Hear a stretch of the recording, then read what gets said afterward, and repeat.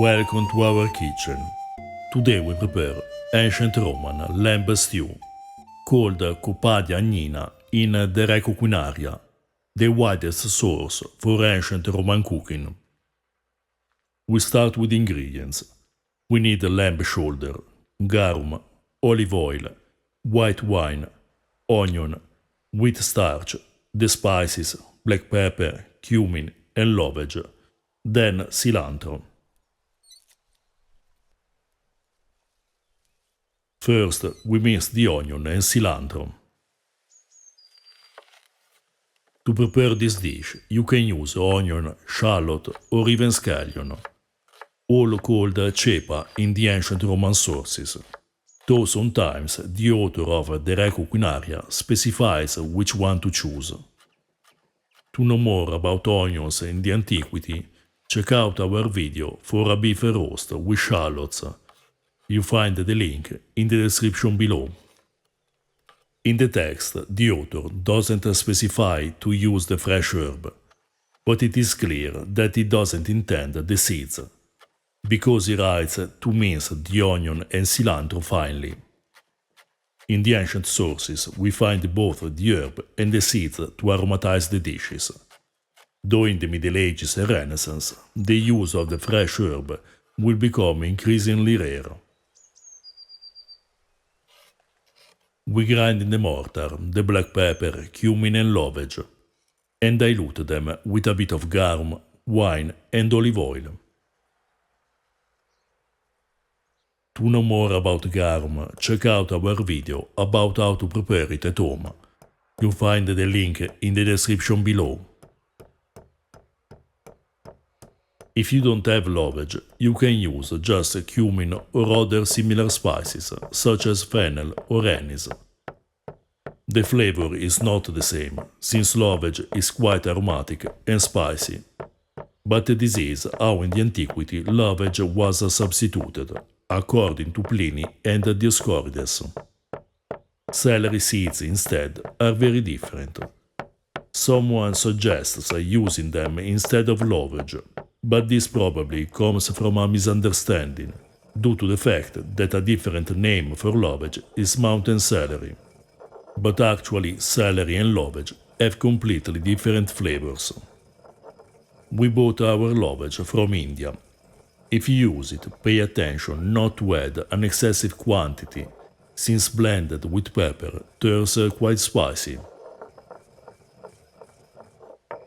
We chose black pepper, but also long pepper would pair perfectly with this stew. Long pepper was more costly than black and white pepper, but was among the kinds of pepper ancient Romans had at their disposal, and a refined cook such as the author of this cookbook surely used it. We preferred black pepper because long pepper is stronger and more aromatic, but follow your taste. We debone and chop the meat. We used lamb shoulder, but you can use the leg or other cuts without a change in the outcome. Cupadia is a term that comes from Greek kopto, which means to cut, and essentially refers to chunks of meat. In Italian we call this kind of preparation spezzatino, which has exactly the same meaning. The cooking method for the cupadia isn't exactly clear. We chose to stew all the ingredients together, but it is also possible that the meat was intended to be simmered on its own and served with the sauce poured on top. In this case, the author specifies to mix the sauce to the lamb before cooking it. But if you use goat meat, you must add the sauce during the cooking. In both cases, it's unclear whether the meat is pre-cooked or raw. We cooked the Cupadia Agnina for about 40 minutes, but the cooking time can change depending on the cut you choose. If the sauce thickens too much and the meat sticks to the pan, add a bit of water. In the Reco Culinaria, we find several recipes for Copadia. In this case, the author specifies to use lamb or goat, but you can use whichever kind of meat that can be cut into pieces, such as pork or beef. In the past, we prepared a few recipes for Copadia. You find the links in the description below. Lamb was more prized than other kinds of meat, such as mutton.